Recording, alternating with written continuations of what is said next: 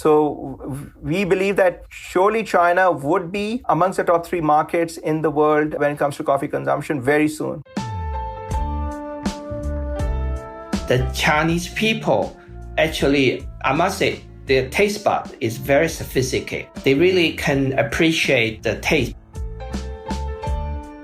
I think I got some figures, like in Shanghai, after COVID-19, in 1 month, they opened like more than 60 coffee shops just in one city alone. Welcome back to the 5THWAVE podcast. I'm Jeffrey Young, Editor-in-Chief of coffee business magazine 5THWAVE. Today we're turning the spotlight to China. The Chinese coffee market is growing rapidly in many surprising ways. Like many things in China, a lot has changed in a very short period of time. Only 10 years ago, drinking coffee in China was seen as an aspirational thing, and visiting a modern coffee shop suggested that you were embracing Western sophistication. But a lot has since changed. We're seeing billion-dollar valuations for startup coffee companies, breathtaking numbers of new cafe openings, and a population who, because of a strong tea culture, already have a taste for hot beverages. If you ask me, the Chinese coffee market is a machine that you just can't ignore. We'll be speaking with Gordon Chang, a 2-time Chinese Barista Champion and coffee roaster, and Gordon Chang, General Manager for Marzocco. But we're going to kick things off with the big end of town by speaking with Shakir Moin, Chief Operating Officer for Costa Coffee. Costa Coffee operates 300 retail stores across China after entering the market in 2006. And you may be surprised to know that Costa is now owned by Coca-Cola. Shakir explains how Costa is becoming a total coffee company, offering coffee anywhere that somebody wants it, from retail stores to push-button fully automatics to ready-to-drink cans and premium instant coffee. Shakir himself is a very well-traveled and experienced operator. Originally from Pakistan, he joined the Coca-Cola company in 1996 and worked in China and across Asia for the best part of 20 years. As you'll soon hear, the scale of opportunity in China and the speed at which it's moving is simply breathtaking. Delighted to have Shakir Moin, who's the Chief Operating Officer for Costa Coffee. Welcome, Shakir. Thanks, Jeffrey. Pleasure to be with you. So, any sort of ideas for how big this Chinese market could be for a brand like Costa in terms of retail stores? Hey, Jeffrey, I wish I could answer that question in a way where it wouldn't come to bite me, because no matter what I would tell you about China, one thing I know is I would be wrong. And let me premise this by saying this. I've been in and out of China since early 2000. In 2013, coffee was growing, but it was on a very small base. So you could not find coffee beyond, the tier 1 cities in China. The ready-to-drink segment was very small. And just in that time, from 2013 now to 2021, it is a incredibly dynamic market with multiple players coming in across all segments and formats. So one of the things that we've started to look at is that instead of looking at the historical trends and doing linear projection and forecast, we just look at the size of the opportunity. 1.4 billion consumers, and they're getting more used to the taste of coffee, and they're getting used to it faster than some of the other beverage categories that are enjoyed in China. So we believe that surely China would be amongst the top 3 markets in the world when it comes to coffee consumption very soon. So the difficulty in predicting where China's going is it's just moving too fast, changing too fast. It's such a dynamic market. Is that safe to say that? It is absolutely fair to say that. And there are 2 phenomena always in China, right? First is the overall speed of China. We call it China's speed. We run a global business, and China is on a very different speed scale than everyone else. But then within the speed, there is flux as well. How the consumer patterns are changing. So if you visualize, Jeffrey, this is the market that pretty much anchored this idea of a super app. Now you have 900 million people on the WeChat app, and everything happens on that app. When people are ordering something, they're searching for information to making payments. And there is no other phenomena as prevalent as WeChat anywhere else in the world. I was reading this Devo yesterday in one of the recent books that have come out on artificial intelligence, and it was talking about that apparently one of the big platforms here in the US on mobile payment ends up doing 1 billion payments a month. And in China, it's 1 billion payments a day. Yeah. That's the scale. And that's not only because of just the size of the population, but because of the adaptability of innovation by consumers. So I think within that China speed and the difficulty in predictability is that elements of not only the overall speed, which is difficult for anyone to fathom, but the flux within what is happening in the dynamics of consumption. Could you give our audience a little bit of background on how many tier 1 cities are there in China and how many 2-tier cities approximately? The big tier 1 cities are roughly about 10 to 15. Right. And then when you go into tier 2 cities, they're about next to 40. But our estimation is that between tier 1, tier 2, and the top 10 tier 3 cities is roughly 400 million consumers. Wow. But these 400 million consumers are also, the middle income phenomena is pretty much there. They have money in the pocket. They're open to experimentation. What are some examples of how you might have to adapt a coffee offering for the Chinese market? I'll give you a recent example. Our China team ended up going into the market around end of March, early April with our ready-to-drink proposition. Actually, in the middle of COVID. Now, that ready-to-drink formulation uses our signature Mocha Italia blend, but we had to understand the Chinese taste. The Chinese consumers are still getting used to the acidity of coffee. They find it a little bit harsh. So we had to dial up the milkiness of the coffee to make sure that it masked some of the acidity. So we crafted that. We had to be very purposeful on why we're doing this because, developing new products all the time for new countries is not very efficient. But, we had to do the right thing for the consumers first. We launched it. And I have to say, if I don't get my facts wrong, probably it is the fastest growing ready-to-drink coffee right now in China. Luckin seemed to put the model of the dark kitchen models sort of on the agenda. It certainly created sort of the idea in people's mind all around the world about e-commerce, order, deliver to your home, perhaps from dark kitchens. Do you see that trend continuing? We see that trend continuing, Jeffrey. Now, what Luckin did, to their credit, minus some of the challenges they faced later on, was they created fundamentally a delivery-based business or a pick-and-go business. And tapping into this massive delivery culture or the bike culture that's in China where you can get things delivered to you or you can deliver something to someone else. So it's very accessible now. Now, I think that is what that is leading to is the increase or the rise of the overall consumption curve of coffee. Because suddenly, you can now have a coffee in your hotel, in your office, in places where classical coffee shop would not be accessible. This delivery culture was already really threaded through the Chinese culture. And then it was a natural thing for someone like Luckin to come along and do the delivery thing because the delivery thing was happening in so many other categories of life. Yeah, so let me visualize that for you. The biggest driver of this obviously was e-commerce. So, players like Alibaba, Jingdong, who created a massive e-commerce culture. I remember one of my friends used to tell me that if you can't find it on Alibaba or Jingdong, that thing doesn't exist in the world. Right. So the delivery didn't always get made in big trucks or vans. Most often when we would have something delivered at our home, somebody would come in a motorbike and they would have packages very neatly, safely organized all across the motorbike. I could get anything, whatever I want from anywhere in Shanghai and for a fraction of a cost. I think for 3 or 4 yuan, I could have food delivered to my office from a store of my choice. And the delivery wasn't done by the noodle shop. It was done by a third party who would ensure that you would do that. Okay. And the other thing, Jeffrey, was phenomenal was that not only it was this delivery, but let's say if I needed to send a package to you, Jeffrey, and I don't want to put it in the mail, I would call this delivery service. Somebody would come on a motorbike. They would pick the package from me for, I think, 4 or 5 renminbi, which is less than $1. They will deliver it to your house on the same day. And they will send me a confirmation on my mobile phone that the package has been delivered if in case you forgot to call me and say, Shakir, I got your package. Well, Shakir, thanks so much for joining us here today. Thank you, Jeffrey. It was a pleasure to speak to you. Personally speaking, I was blown away when I heard that Costa estimates that China will soon be among their top 3 coffee markets globally.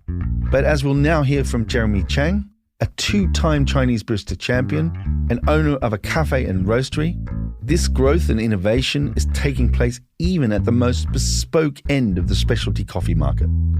A little on Jeremy's coffee journey. For most of his life, his parents wanted him to help out and run the family business. but he opted to pursue his passion for coffee instead. He began his training in Melbourne 10 years ago and then opened a coffee business in Nanjing, a major city close to Shanghai. Welcome, Jeremy. Thank you. Thank you. I wonder if you could tell us what the specialty coffee market looked like in China all those years ago. At the very beginning, back to, I would say, to 2008, 2010. So a coffee shop is more like a symbol of a lifestyle status, a symbol of a Western life. And coffee itself doesn't really matter. In Melbourne, it's like have so many brunch style coffee shop, but in China, it's just for socialize, and coffee itself is not really important. There's not so many local roasters. Mainly we use the imported brand like Ili, Lavazza at that time. Not many people drink coffee. I'm not sure you read the statistics. Like I think less than 2 cups per year per adult. Actually, there was one advantage I just realized many years after, because we can't sell so many cups. So we have to charge much higher price for 1 cup. So the cost per cup is about $5 or $4. Wow. That was so expensive. But why I'm saying that's advantage, after 10 years, given this $5 charge and the price, price never going down, always go up, but keep this $5. So you have a lot of room to improve your green coffee quality. So that was one of the reasons China catch up really quickly in the specialty coffee industry. I know in Italy, normally they charge you €1 per espresso when you drink while standing. But if they charge €3, they're running out of business because no one's going to pay €3 for any type of coffee. But in China, that's okay because we already set such a high price level. And the second thing is eventually there will be more and more people to drink the coffee. So based on like a marketing survey and statistics, now the growth rate is 20%. So every year, the annual growth number of drinking people was at 20%. Wow. So given this such a high growth, especially during the economic downturn, a lot of people want to cash in, and also a lot of people want to open the coffee shop, and a lot of people start to drink the coffee. So now in 2021, in Shanghai particularly, I think from the 2 cups per year, now we jump all the way to more than 10 cups per year over the 10 years. Fantastic. That's incredible growth. Another reason is quite interesting. This is very unique situation in China because now we have really advanced logistics systems and infrastructures. Yep. So it's very easy for any coffee roasters or local home roaster coffee shops to do the online business. So that means you can do national business. So for example, they not just sell the cup of coffees in their own shop. They can sell the bag of roasted coffee beans online. And the cost from door to door, national-wise, no more than $3 per kilo. Wow. So that actually helps China to boost specialty coffee a lot. I think no matter where you are in the world, it's always risky to open the coffee shop. But back to 5 years ago, if you run the specialty coffee roasters, you have a much higher chance to make money. So that also to stimulate the specialty coffee market. This 20% growth in China, do you think that's going to continue for a few years to come? I'm pretty sure it will still at least another 5 years, the growth will keep the same because we still, as you know, it's still only 10 cups per year from 2 cups per year. Yeah. But so we still have a long way to go. What does it look like as far as the big players now, the really big players? Who's winning there?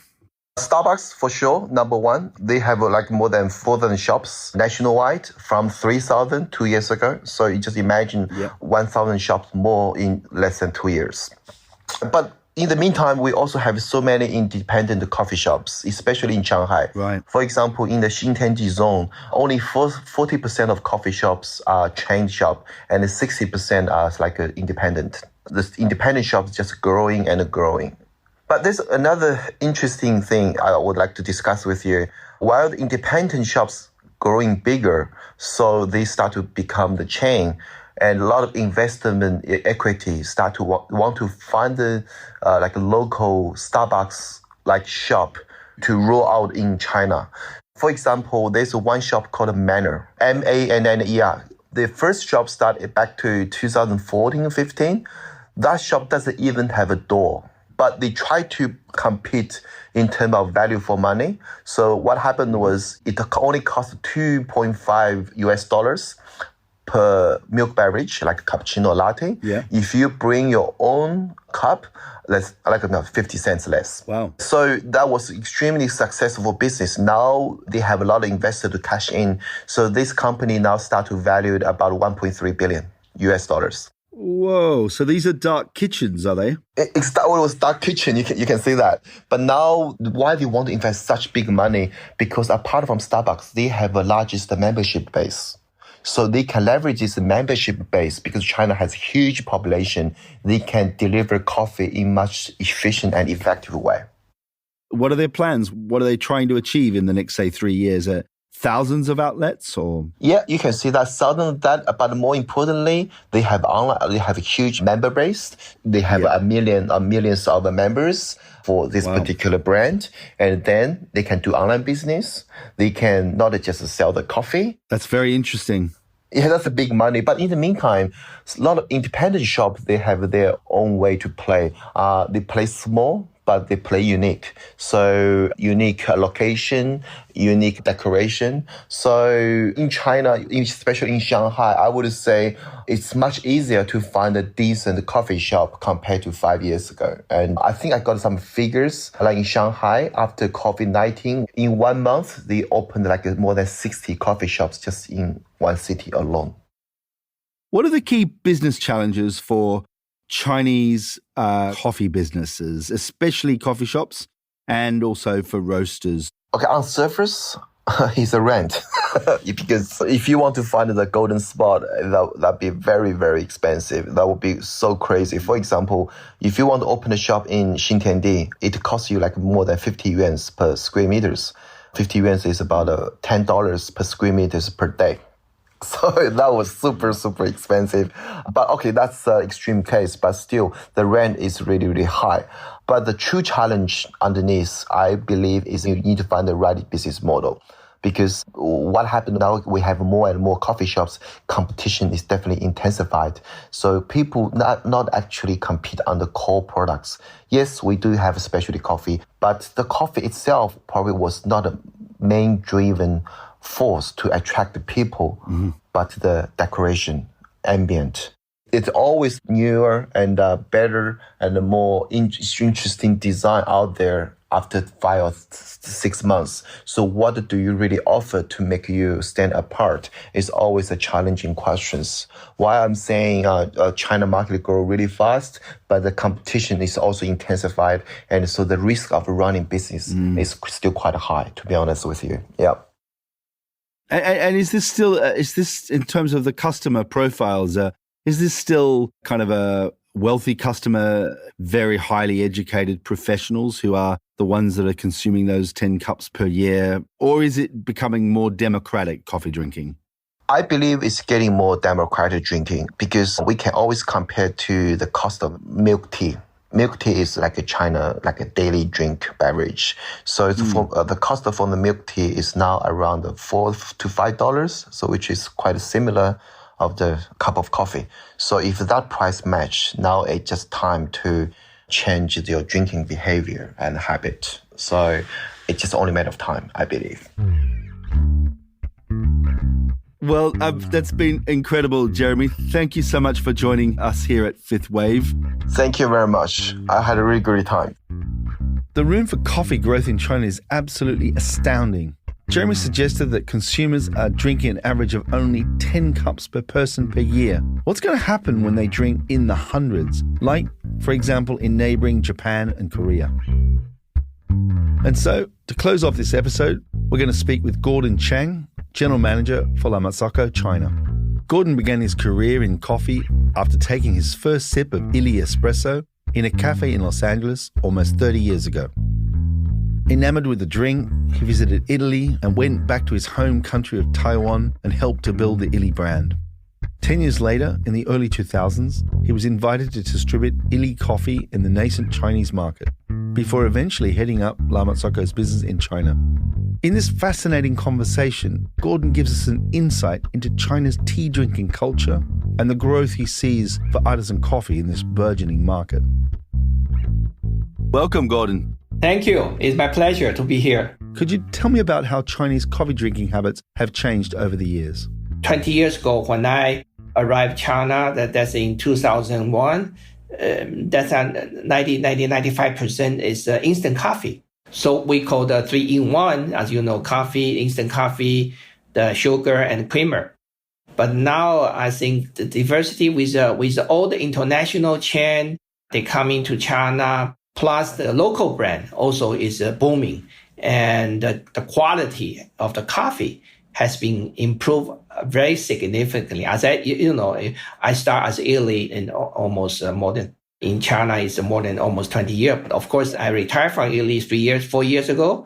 But I must say they use Illy as quite a benchmark and as a quality. But I must say the quality is really improved dramatically. At Allegra, we looked at the Chinese market a few years ago. It looked like there was a lot of growth of the chain operators entering the market, Starbucks, Costa, and various others. And the growth seemed to be all about large chain players. But we hear that there's a whole array of domestic players and also the big rise of specialty coffee in China. Is the term specialty coffee becoming more important in China? The Chinese people, actually, I must say, their taste bud is very sophisticated. They really can appreciate the taste. So they really appreciate a good cup of like tea as well. It's quite similar. They appreciate the product and they want to drink more. I must say, people is drinking coffee. They just put a milk or they put a cappuccino, cafe latte. But when they start to drink specialty coffee, then they start to understand the many single origin has its characteristic. And it really reflects like a tea. As you know, Chinese tea also have a different region and in different level, and appreciation will be quite different, or the way of preparation in the temperature, in the way of serving. So similar like a specialty coffee. And also the way there's a much more close to drink tea. It's a much more like have more ceremony. And I feel people feel more relaxed when they get into the single origin, the specialty. But I would say in the percentage wise, I think still very low. But in the way, I must say, in the term, I feel people be more appreciate once they get into this kind of coffee. And I just make example in Yunnan, as you know, we have very famous for tea plantation in Yunnan, the pu'er tea. But now in the past, I'll say almost, I think already 10 years. And the government is really putting a lot of help, support, and also from the international company and like Starbucks, like even Illy Cafe, I know they also sending people to help to upgrade the plantation of coffee.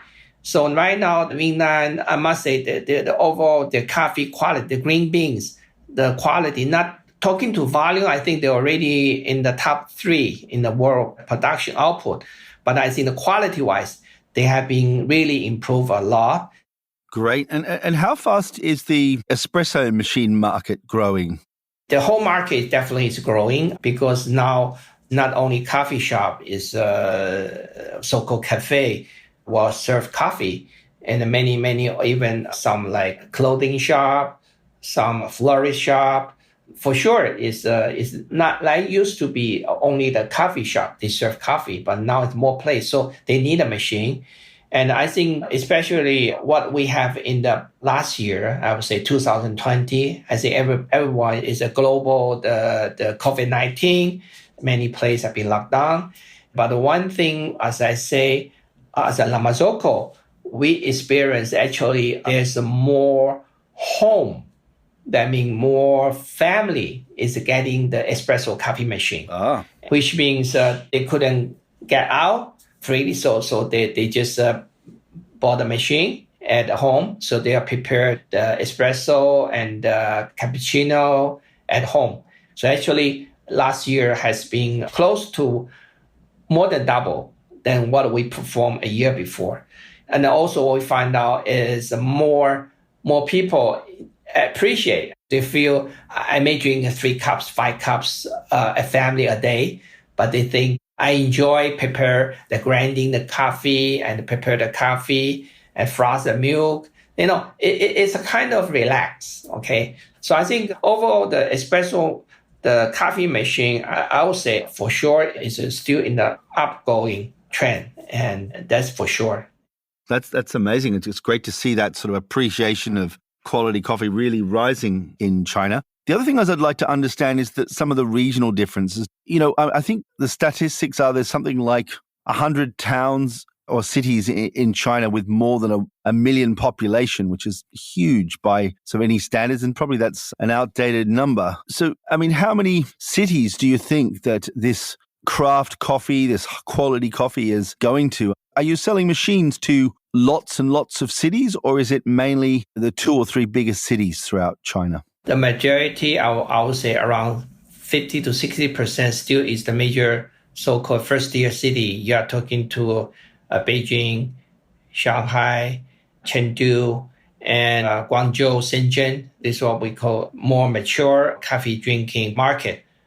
But I will give you a good example. Actually, during the last year, especially this pandemic period, actually we sell a lot of machine to the 2nd tier and 3rd tier city. Then we find out the reason behind it, because COVID-19 and a lot of barista, they're working in Shanghai or Beijing. They're back home because after Chinese New Year, they couldn't come back because there's a lot of travel restriction. So we knew there's a lot of the family over in the countryside also feel they would like their children to be close by. And so the barista, they say, why we just open a cafe in their hometown. Wow. And actually, they are doing well because, as we all know, the biggest challenge for you work in the first-tier city is the rent, which account a big percentage of your overall operation costs. But for those people, they back home, they find a good location. Actually, the cost is much, much less. And yes, maybe the end cup price may be a little also lower. But at the end, because as I say, they are working in their hometown, the rent really is a big saving.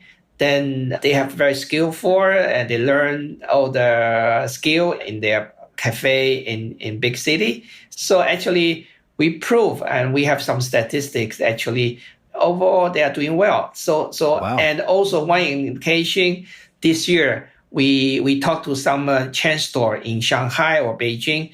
They are very difficult to get barista.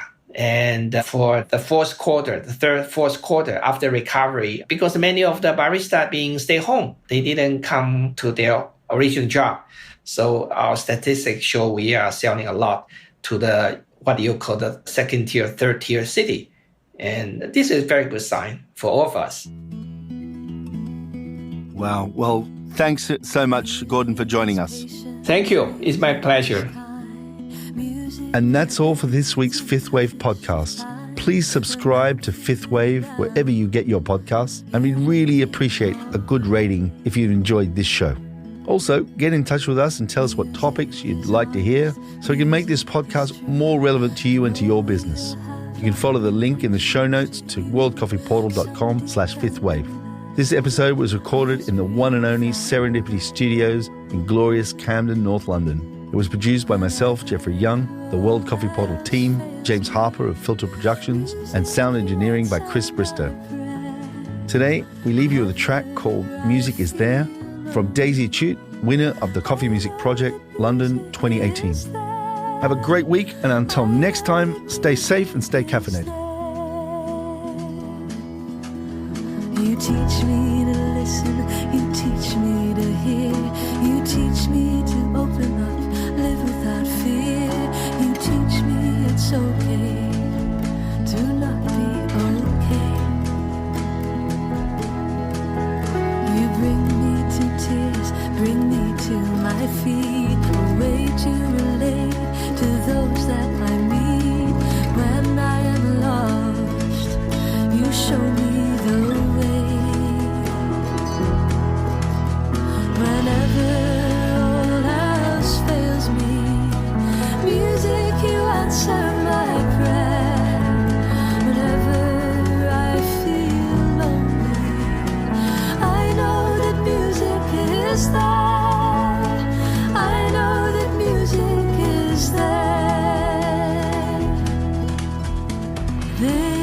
This is an ode to the mystery of music, an ode to my love. Thank you for all that you've done to help us through this, because whenever all else fails me, music, you answer my prayer. Whenever I feel lonely, I know that music